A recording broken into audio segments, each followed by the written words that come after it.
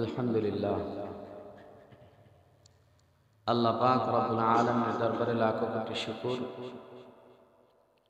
যেই মহান রব্বে করিমের দরবার, যিনি আমাদের সকলকে সমস্ত ধরনের ব্যস্ততা থেকে ফারেক করে নিয়ে আল্লাহ তাআলার মহান হুকুম পালনার্থের উদ্দেশ্যে মসজিদে এসে জুমা নামাজের জন্য অপেক্ষা করার এবং কিছু দিনই আলোচনা করবার ও শুনবার মতো তৌফিক দান করে দিলেন। এজন্য সকলে দিলের থেকে শুকরগুজার করি আলহামদুলিল্লাহ। সম্মানিত মুসল্লিয়ানে কেরাম, গত জুমায় আমরা মাহে রজবের গুরুত্ব ও তাৎপর্য নিয়ে আলোচনা শুনেছি।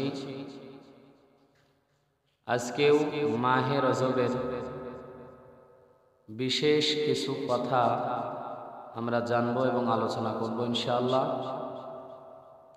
প্রসিদ্ধ মত অনুযায়ী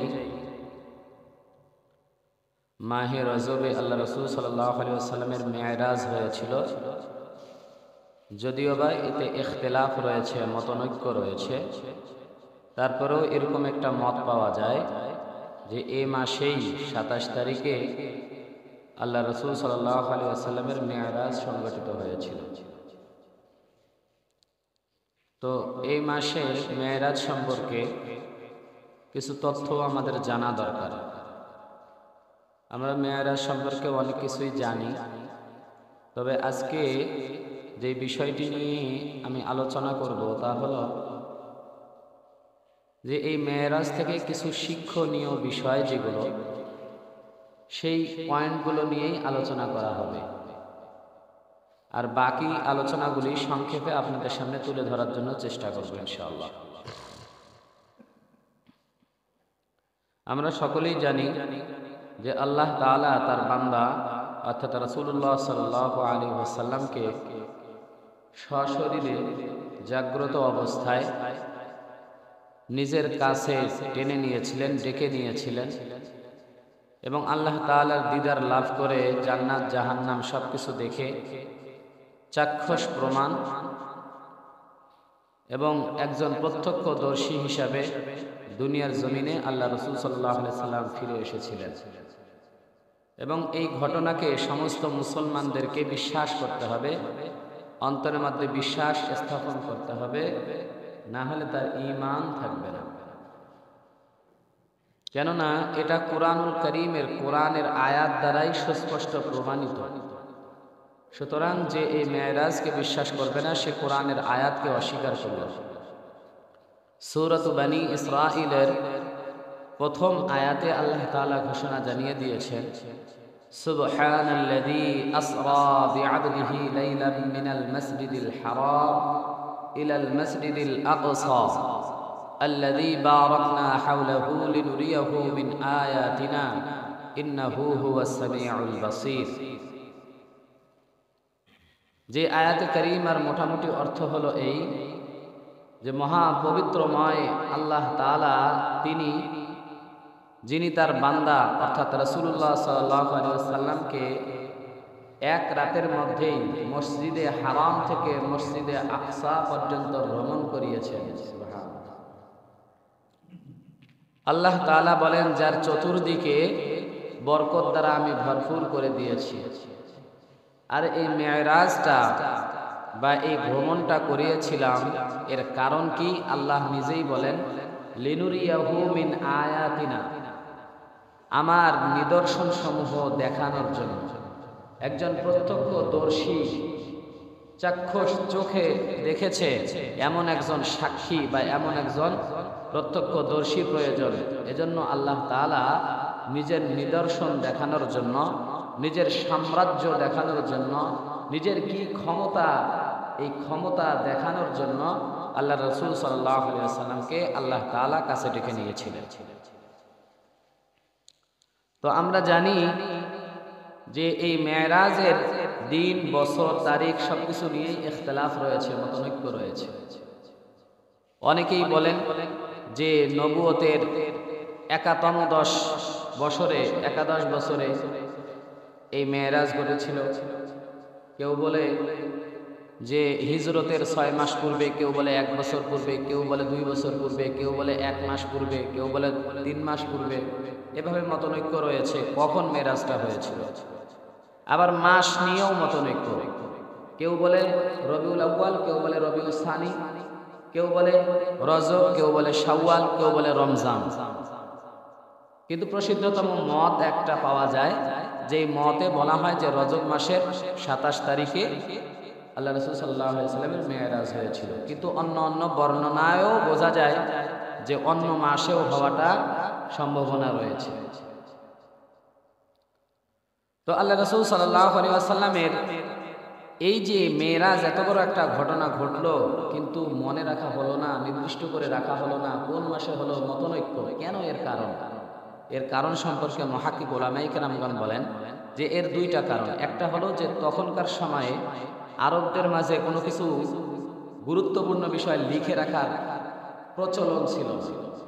দ্বিতীয় নম্বর কারণ হলো যে এই মেরাজে আল্লাহ তাআলার পক্ষ থেকে তেমন কোনো গুরুত্বপূর্ণ আমল ওই রাত্রে আছে এমন কোনো শরীয়তের বিধান নেই, এজন্য এটাকে গুরুত্ব মনে করা হয়নি।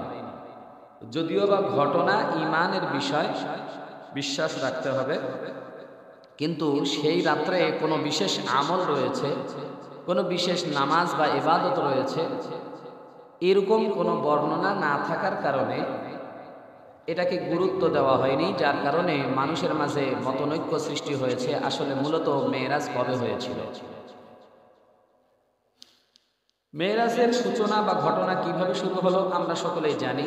যে আল্লাহ রাসূল সাল্লাল্লাহু আলাইহি ওয়াসাল্লাম যখন ব্যথায় ব্যথিত ছিলেন, ঘরের বাহিরে আল্লাহ রাসূলকে সাপোর্ট দিতেছিলেন তার চাচা আবু তালেব, ঘরের ভিতরে সান্ত্বনা দেওয়ার মতন একজন সঙ্গিনী পেয়েছিলেন যার নাম হযরতে খাদিজাতুল কুবরা রাদিয়াল্লাহু তাআলা আনহা। মক্কার কাফেররা যখন আল্লাহ রাসূল সাল্লাল্লাহু আলাইহি ওয়াসাল্লামকে নির্যাতন করতেছিলেন, এমন তো অবস্থায় বাহিরে যিনি সাপোর্ট দিতেছিলেন তিনি হলেন চাচা আবু তালেব, ঘরে যিনি সান্ত্বনা দিতেছিলেন, সাহায্য করতেছিলেন, তিনি ছিলেন তার বিবি হযরতে খাদিজাতুল কুবরা রাদিয়াল্লাহু তাআলা আনহা। মক্কার কাফেরদের জুলুম আর নির্যাতন বাড়তেই ছিল। এদিকে হঠাৎ করে চাচা আবু তালেব এবং বিবি খাদিজাতুল কুবরা রাদিয়াল্লাহু তাআলা আনহার ইন্তেকাল হয়ে যায় পাশাপাশি কিছু সময়ে। কোন কোন কিতাবের বর্ণনায় এসেছে যে 3 দিনের পার্থক্যে চাচা এবং 3 দিনের পার্থক্যে বিবি ইন্তেকাল করে। তো একটা দুঃখ থেকে না উঠতেই আর একটা দুঃখ, একটা ব্যথার থেকে না উঠতেই আর একটা ব্যথায় ব্যথিত হয়েছেন আল্লাহ রাসূল সাল্লাল্লাহু আলাইহি ওয়াসাল্লাম। অপরদিকে ইন্তেকালের পরে আল্লাহ রাসূল তায়েববাসীদেরকে ইসলাম গ্রহণ করানোর জন্য, ইসলামের দাওয়াত দেওয়ার জন্য তায়েববাসীদের কাছে নিয়ে গিয়েছিলেন ইসলামকে, কিন্তু তারা ইসলাম তো গ্রহণই করেনি, উপরন্তু আল্লাহ রাসূলকে বিভিন্নভাবে তারা জুলুম নির্যাতন করেন। যে জুলুম এবং নির্যাতনের শিকার হয়ে আল্লাহ রাসূল সাল্লাল্লাহু আলাইহি সাল্লামের পা মুবারক পর্যন্ত রক্তে রঞ্জিত হয়ে যায়। তো এরকম ব্যথায় ব্যথিত হয়ে আল্লাহ রাসূল সাল্লাল্লাহু আলাইহি সাল্লাম যখন চিন্তাযুক্ত অবস্থায় তার চাচাতো বোন উম্মে হানি রাদিয়াল্লাহু তাআলা আনহার ঘরে ছিলেন, পেরেশান অবস্থায় ছিলেন, পেরেশান, হয়রান, ব্যথায় ব্যথিত, যে বছরকে বলা হয় আমুল হুজুন, আরবিতে বলা হয় আমুল হুজুন।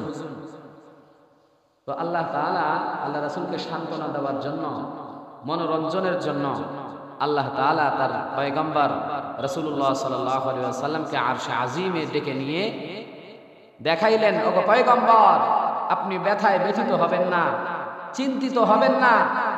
আরে দুনিয়ার সামান্য রাজত্ব আপনি দেখেছেন, আসুন দেখুন আমার কি বড় রাজত্ব, আমার কত বড় কর্তৃত্ব, আমার রাজত্ব কত বড় বিস্তৃত। আপনি দেখুন আমার তৈরি জান্নাতকে দেখুন, আমার তৈরি জাহান্নামকে দেখুন। মানুষের ভালো ফলাফলের প্রতিদান দেওয়া হবে কিভাবে, মানুষের খারাপ আমলের ফলাফল দেওয়া হবে কিভাবে, এই বড় বড় রাজত্ব আপনি দেখুন। আল্লাহ তাআলা এইভাবে কাছে ডেকে নিয়ে নিজের দিদার লাভ করায়া তারপরে আল্লাহ রাসূল সাল্লাল্লাহু আলাইহি সাল্লামকে দুনিয়ার জমিনে পাঠিয়ে দিয়েছেন। সুবহানাল্লাহ। তো সম্মানিত মুসল্লিয়ানে কেরাম, আল্লাহ তাআলা আল্লাহ রাসূল সাল্লাল্লাহু আলাইহি ওয়াসাল্লামকে উম্মে হানি রাদিয়াল্লাহু তাআলা আনহার ঘরের থেকে দুজন ফেরেশতা হযরতে জিবরিল এবং হযরতে মিকাইল আলাইহিস সালাতু ওয়াস সালামকে এক বর্ণনা অনুযায়ী মত পাওয়া যায় যে হযরতে জিবরিল আমিন এবং মিকাইল আলাইহিস সালাতু ওয়াস সালাম দুজনে এসে আল্লাহ রাসূল সাল্লাল্লাহু আলাইহি ওয়াসাল্লামকে ডেকে নিয়ে হাতিমে কাবার মধ্যে নিয়ে গিয়ে তার বক্ষ বিতরণ করেন এবং কলবকে জমজমের পানি দ্বারা ধুয়ে পরিষ্কার করে আবার স্থানে ফিট করে দেন। এভাবে রাসূলুল্লাহ সাল্লাল্লাহু আলাইহি ওয়াসাল্লামের বক্ষ বিতরণ হয়েছিল তিনবার। একবার যৌবনকালে শৈশবকালে যখন শিশু বাচ্চাদের খেলতামাশায় মন চায় বারবার, এইগুলো বদ অভ্যাস যেন আল্লাহ রাসূলের না আসে এজন্য তখন একবার বক্ষ বিতরণ করা হয়েছিল। আর একবার করা হয়েছিল যৌবনকালে। একজন যুবকের যে উদ্ভট তার স্বভাব আসে, তার যে রক্তের গরম আসে, পাওয়ার আসে, তখন যেন উদ্ভট বিশৃঙ্খল ভাবে না চলে এজন্য আল্লাহ রাসূলের বক্ষ বিতরণ করা হয়েছিল, কলবকে পরিষ্কার করা হয়েছিল। আর একবার হলো এই মেরাজের সময়, যেন ঊর্ধ্ব জগতের আবহাওয়া আল্লাহ রাসূল কন্ট্রোল করতে পারে, সহ্য করতে পারে, এজন্য আল্লাহ রাসূল সাল্লাল্লাহু আলাইহি ওয়াসাল্লামের বক্ষ বিতরণ করা হয়েছিল। যাই হোক, এইদিকে আমার মূল আলোচনা নয়, আমি শুধু সংক্ষেপে আলোচনাকে টেনে নিয়ে যাচ্ছি, কেননা এই বিষয়গুলো আমাদের জানা উচিত। এরপরে আল্লাহ রাসূল সাল্লাল্লাহু আলাইহি ওয়াসাল্লামকে মসজিদে হারাম থেকে মসজিদে আকসা পর্যন্ত ভ্রমণ করানো হয়, যেটাকে ইসরা বলা হয়, ভ্রমণ। এই মসজিদে আকসার পর থেকে আল্লাহ রাসূল সাল্লাল্লাহু আলাইহি ওয়াসাল্লামের মেরাজ মানে হলো একটি সিঁড়ি এমন স্থাপন করেছিলেন যে সিঁড়ির মাধ্যমে আল্লাহ তাআলা 7 আসমান বাড়ি দিয়ে আল্লাহ তাআলার সিদরাতুল মুনতাহার পাশে গিয়ে তারপর আল্লাহ তাআলার আরশে আজিমে আল্লাহ রাসূল সাল্লাল্লাহু আলাইহি ওয়াসাল্লাম পৌঁছে গিয়েছিলেন। সুবহানাল্লাহ। তো এই মসজিদে হারাম থেকে মসজিদে আকসা পর্যন্ত আল্লাহ তার বান্দাকে ভ্রমণ করিয়েছিলেন, অর্থাৎ আল্লাহ রাসূল সাল্লাল্লাহু আলাইহি ওয়াসাল্লামকে।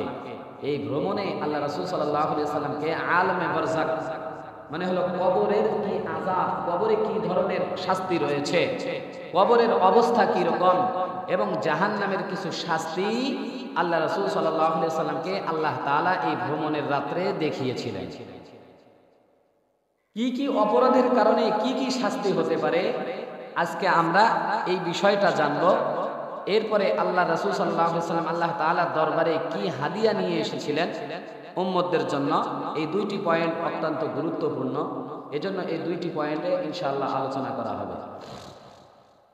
তো প্রথম বিষয় হলো এই মেরাজের রাত্রে আল্লাহ রাসূলকে আল্লাহ তাআলা বরজকি জিন্দেগির কি আযাব হতে পারে এবং জাহান্নামের মধ্যে যারা জাহান্নামী হবে তারা কি কি অপরাধে জাহান্নামী হবে তার সামান্য কিছু দৃষ্টান্ত আল্লাহ তাআলা তার রাসূলকে দেখিয়েছিলেন।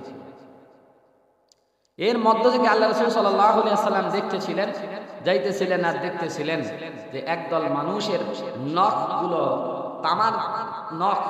তামার নখের মতো এত বড় বড় নখ, যে নখ দিয়ে তাদের নিজেদের শরীরকে আশ্রাইতেছিল, আশ্রায়া ক্ষত বিক্ষত করে নিজের মাংসগুলোকে তুলে ফেলতেছিল, ক্ষত বিক্ষত রক্তে রঞ্জিত হতেছিল চেহারাগুলো।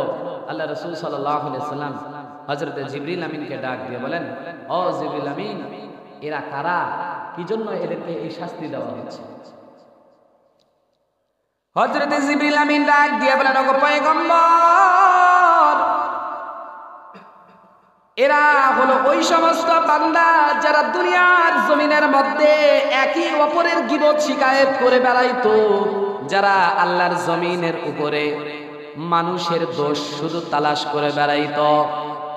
কিভাবে একজন মানুষের বদনাম করা যায়, কুৎসা রটানো যায়, কিভাবে একজন মানুষকে ব্যথিত হৃদয় করানো যায়, কিভাবে একজন মানুষকে লাঞ্ছিত করা যায়, এজন্য তারা একই অপরের তারা দোষ তালাশ করত আর গীবত শিকায়েতে লিপ্ত থাকত। এজন্য আল্লাহ পাক রব্বুল আলামিন বলেন, ওয়ালা তাজাসসু ওয়ালা ইয়াগতাব বা'দুকুম বা'দা আইয়ুহিব্বু আহাদুকুম আন ইয়াকুলা লাহমা আখিহি মাইতান ফাকারিহতুমু ওয়াত্তাকুল্লাহ ইন্নাল্লাহা তাওয়াবুর রাহিম। আল্লাহ পাক রব্বুল আলামিন বলেন, তোমরা একই অপরের দোষ তালাশ করো না, একই অপরের তোমরা গীবত শিকায়েত করো না। তোমাদের মধ্যে এমন কি কেউ আছো যে তার মৃত ভাইয়ের গোশত খাইতে পছন্দ করবে? আল্লাহ তাআলা নিজেই উত্তর দেন, না না, তোমরা কেউ পছন্দ করবা না, বরঞ্চ নিজের ভাইয়ের, মৃত ভাইয়ের গোশত খাওয়াকে তোমরা অপছন্দ করবা, ঠিক কিনা? এজন্য হযরত জিবরিল আমিন ডাক দিয়ে বলেন, ও আল্লাহর পয়গম্বর, এরা হলো দুনিয়ার জমিনের উপরে ওই সমস্ত বান্দা যারা একই অপরের দোষ চর্চা করে বেড়াইতো, গীবত শিকায়েত করত। এই অপরাধের কারণে আল্লাহ তাআলা তাদের নখগুলোকে বড় করে দিয়েছেন, যেই নখ দিয়ে তারা নিজেদের শরীর আশ্রায়া আশ্রায়া নিজের শরীরকে ক্ষতবিক্ষত করতেছে। বলুন নাউজুবিল্লাহ। মুসলমান ভাইয়েরা রে আমার, এই ঘটনার থেকে বোঝা যায় দুনিয়ার জমিনে কোনো মানুষকে তুচ্ছ করার জন্য গীবত শিকায়েত করবে না, ঠিক কিনা? জোরে চিল্লায় বলেন না, ঠিক কিনা? গীবত শিকায়েত করলে পরে আল্লাহ তাআলার শাস্তি ভোগ করা লাগবে কি লাগবে না?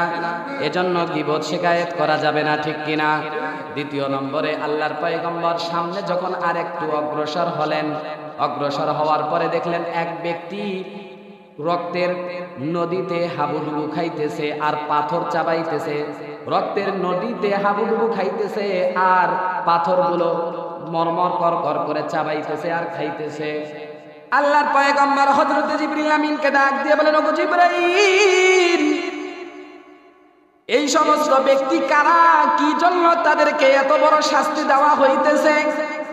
হযরত জিবরিল আমিন ডাক দিয়ে বলেন, ওগো রাসূলুল্লাহ, এরা হলো দুনিয়ার জমিনে ওই সমস্ত ব্যক্তিবর্গ যারা মানুষদের রক্তে পানি করা উপার্জিত সম্পদকে সুদ হিসাবে, অন্যায় হিসাবে, অন্যায় পন্থায় তারা গ্রহণ করত, মানুষের অর্থ সম্পদগুলোকে অন্যায়ভাবে আত্মসাৎ করত। যারা দুনিয়ার জমিনে সুদ খাইত, ঘুষ খাইত, মানুষের রক্ত পানি করা টাকা, উপার্জিত টাকা অন্যায়ভাবে তারা আত্মসাৎ করত, এই সমস্ত ব্যক্তিরে আল্লাহ তাআলা এমন শাস্তির ব্যবস্থা করেছেন। দুনিয়ার জমিনে মানুষের রক্ত খাইতে ভালোবেসেছ, সুতরাং আখিরাতেও তোমরা মানুষের রক্ত খাবা। বলুন নাউজুবিল্লাহ। মুসলমান ভাইয়েরা রে আমার, শুধু তাই নয়, অন্য এক বর্ণনায় আল্লাহর পয়গম্বর বলেন, যারা সুদ খায়, ঘুষ খায়, তাদের পেটটা এত বড় হবে কিয়ামতের দিন, বুতুনহুম কালবুয়ুত, বড় বড় একটা ঘরের মতন একটা করে মানুষের পেট হবে।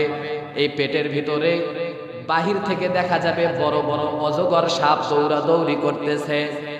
পেটের মধ্যে কামড় দিবে বড় বড় অজগর সাপ, তাদের যন্ত্রণা হবে, এমন বড় পেট নিয়ে চলাফেরা করতে পারবে না।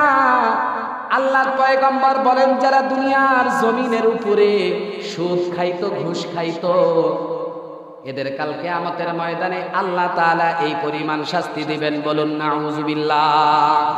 এজন্য মুসলমান ভাইয়েরা রে আমার, বলুন তো দেখি, সুদ খাওয়া যাবে নাকি?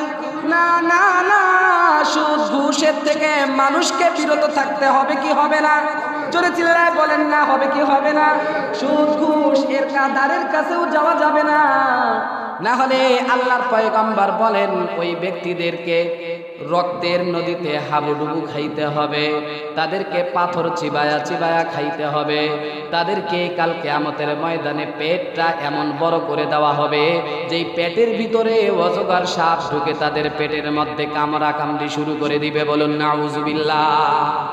মুসলমান ভাইয়েরা রে আমার, এজন্য সুদ ঘুষের থেকে বান্দাকে দূরে থাকা দরকার, আছে না নাই? জোরে চিল্লায় বলেন না, আছে না নাই? এজন্য সুদ ঘুষের কাছেও যাওয়া যাবে না। আজকের থেকে নিয়ত করব, যারা সুদ খাই আজকের থেকেই সুদ খাবো না। নিয়ত করা যায় কি যায় না? ও দুনিয়ার মুসলমান ইমানদার বান্দা, কয়দিন আর বেঁচে থাকবো? কতদিন আর মানুষের সম্পদকে হরণ করব? একদিন তো হিসাবের দ্বারায় কাঠগড়ায় আপনাকে আমাকে দাঁড় হইতেই হবে কি হবে না? সেই দিন ওই হিসাবের কাঠগড়ায় যেন আসামির বেশে না দাঁড়াই, যেন আমলওয়ালা, আখলাকওয়ালা, নেককার বান্দা হিসাবে দাঁড়াইতে পারি। এজন্য সুদ আর ঘুষের থেকে বেঁচে থাকা দরকার, আছে না নাই? মুসলমান ভাইরা রে আমার, আল্লাহর পয়গম্বর এবার আরো একটু সামনে যখন অগ্রসর হইলেন, এমন তো অবস্থায় দেখতে পাইলেন একজন ব্যক্তি শুয়ে আছে, আর বড় বড় ফেরেশতারা বড় বড় পাথর নিয়ে মানুষের মাথার মধ্যে নিক্ষেপ করতেছে। মাথাটা ফেটে ফেটে চুরমার হয়ে যাইতেছে, আবার গিয়ে ওই পাথরটা কুড়িয়ে নিয়ে আস্তে আস্তে মাথা ঠিক হয়ে যাচ্ছে। আবার পাথর দিয়ে মাথার মধ্যে আঘাত করতেছে, আবার মাথাটা ফেটে ফেটে চূর্ণ বিচূর্ণ হয়ে যাচ্ছে। আবার গিয়ে পাথরটা কুড়ে নিয়ে আস্তে আস্তে ব্যক্তির মাথাটা আবার স্বাভাবিক অবস্থায় ফিরে যাচ্ছে।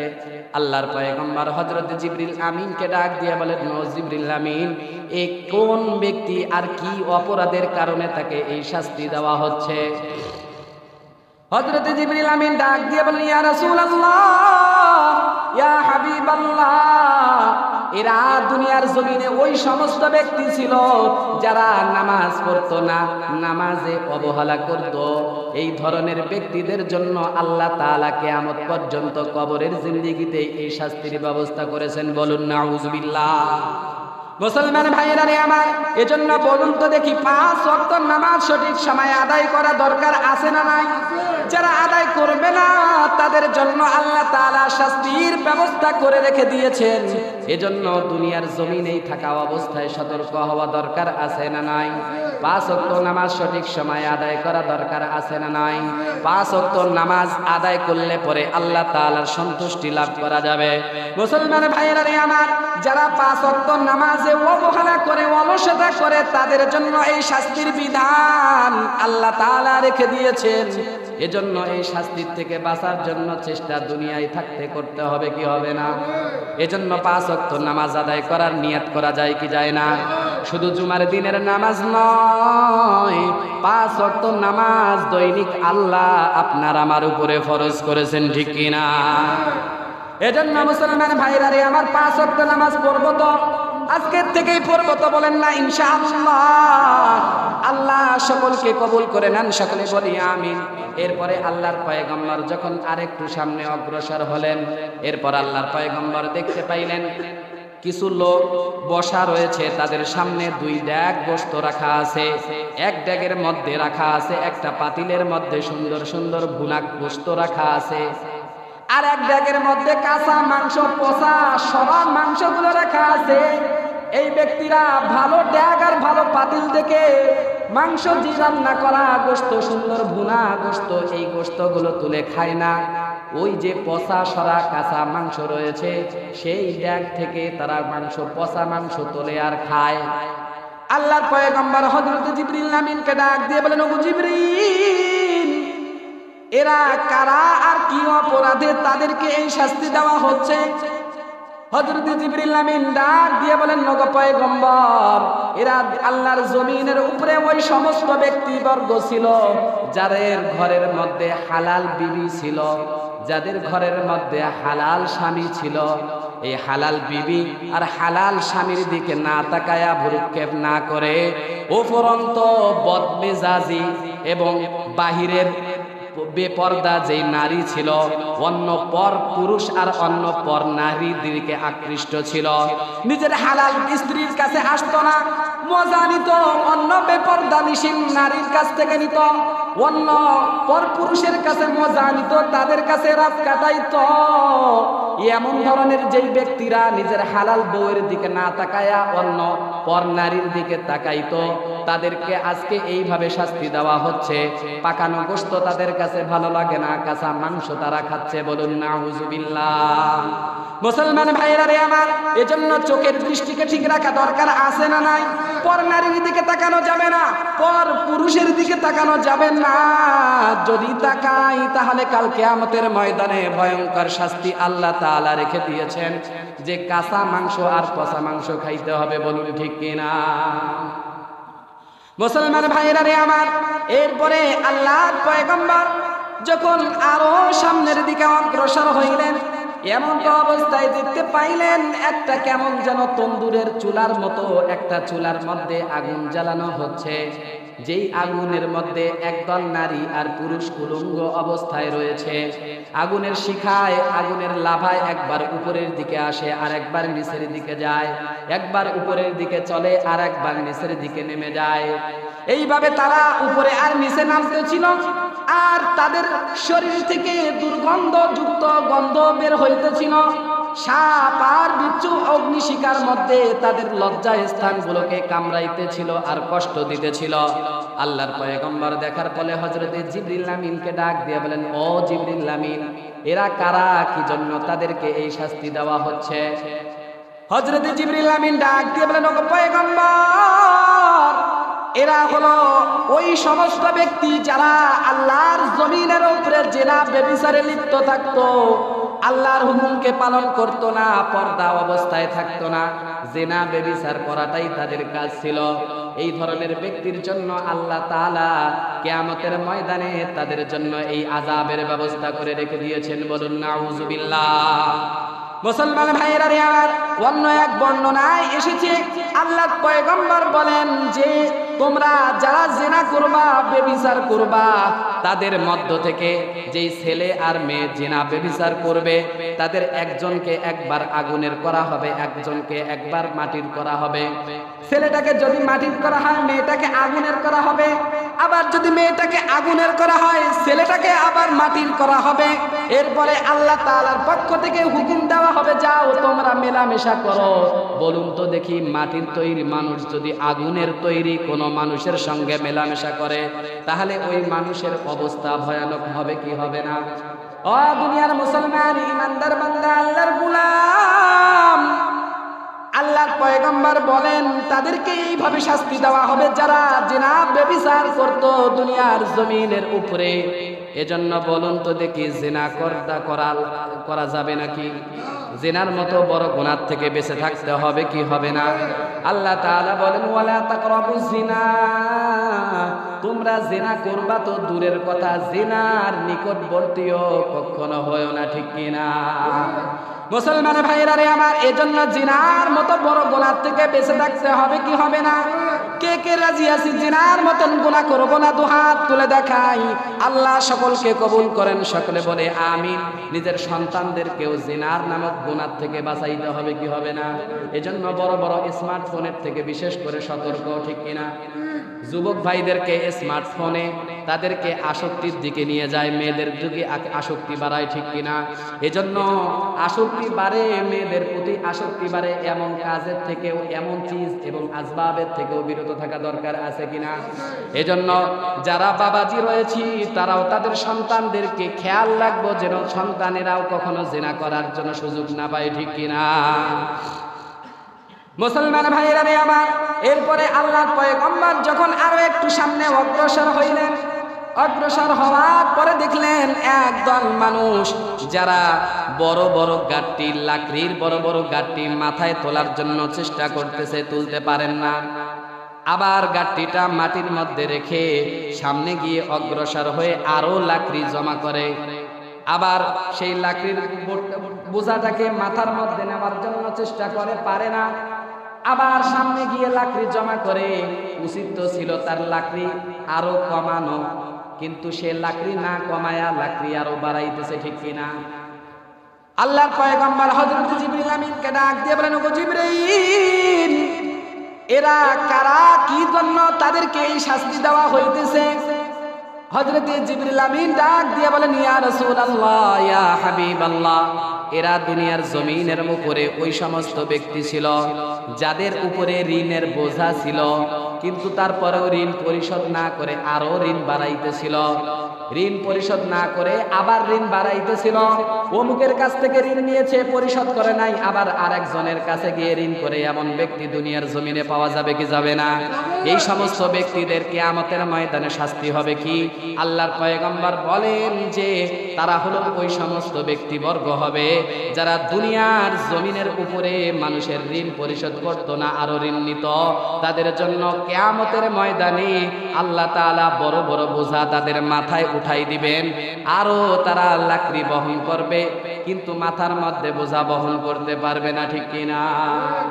মুসলমান ভাইরা রে আমার, এইভাবে আলমে বরজখ এবং কিয়ামতের দিন জাহান্নামের মধ্যে কি ধরনের শাস্তিতে বান্দাকে পড়তে হবে, কি কি বড় অপরাধের কারণে বান্দাদেরকে জাহান্নামের আগুনে জ্বলতে হবে, এমন কিছু দৃষ্টান্ত, বহু দৃষ্টান্ত আল্লাহর পয়গম্বরকে দেখিয়েছেন। সময় শেষ হওয়ার কারণে আমি আর সেই দিকে যাইতে চাচ্ছি না। তো যেই বিষয়গুলো, যেই বড় অপরাধ, এর কারণে আল্লাহ রাসূল সাল্লাল্লাহু আলাইহি সাল্লামকে আল্লাহ তাআলা দেখিয়েছেন যে শাস্তি হবে, তাদের মধ্য থেকে কিছু অপরাধ এমন যে যদি কেউ গীবত শিকায়েত করে, অন্যের দোষ চর্চা করে, তাহলে তাদের শাস্তি কি হবে। যারা সুদ ঘুষ খায় তাদের কি শাস্তি হবে। যারা নামাজকে অবহেলা করে, নামাজ পড়ে না, তাদের কি শাস্তি হয়, এটা আল্লাহ তাআলা দেখিয়েছেন। এবং যারা জিনা ব্যভিচার করে তাদের শাস্তি কি আল্লাহ তাআলা দেখিয়েছেন। যারা নিজেদের হালাল বিবিকে ছেড়ে, নিজের হালাল স্বামীকে ছেড়ে অন্য পর নারী বা পর পুরুষে আসক্ত হয়, তাদের কি শাস্তি হবে আল্লাহ তাআলা দেখিয়েছেন। এবং যারা ঋণ নিয়ে পরিশোধ না করে আরো ঋণ বাড়ায়, তাদের কি শাস্তি হবে। আল্লাহ তাআলা এইভাবে অসংখ্য মানুষের অপরাধ এবং অপরাধের কি শাস্তি হবে, এইগুলি আল্লাহর রাসূলকে দেখিয়েছেন। সবগুলো বলার যেহেতু সময় হলো না, সম্মানিত মুসল্লিয়ানে কেরাম, যেই সমস্ত কথাগুলি বলা হলো, যেই সমস্ত অপরাধের কারণে শাস্তি হতে পারে, যেই সমস্ত অপরাধগুলি চিহ্নিত করা হলো, এই সমস্ত অপরাধ থেকে আমাদের সকলকে বেঁচে থাকা দরকার আছে কি আছে না? জোরে চিল্লায় বলেন, আজকের থেকেই নিয়াত করব এই ধরনের কাজগুলো আর করব না, ঠিক কিনা? এই ধরনের কাজগুলো থেকে আমরা সকলে বিরত থাকার চেষ্টা করব তো ইনশাআল্লাহ। আল্লাহ সকলকে তৌফিক দান করুন, সকলে বলি আমিন। ওয়া আখির দাওয়ানা আলহামদুলিল্লাহি রাব্বিল আলামিন। যারা পরে আসছে